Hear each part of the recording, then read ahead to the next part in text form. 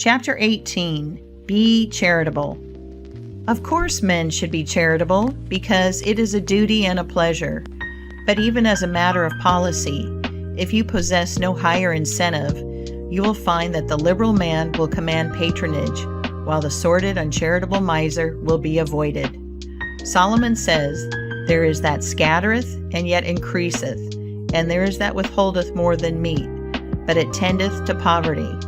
Of course, the only true charity is that which is from the heart. The best kind of charity is to help those who are willing to help themselves. Promiscuous almsgiving, without inquiring into the worthiness of the applicant, is bad in every sense. But to search out and quietly assist those who are struggling for themselves is the kind that scattereth and yet increaseth. But don't fall into the idea that some person's practice of giving a prayer instead of a potato and a benediction instead of bread to the hungry. It is easier to make Christians with full stomachs than empty.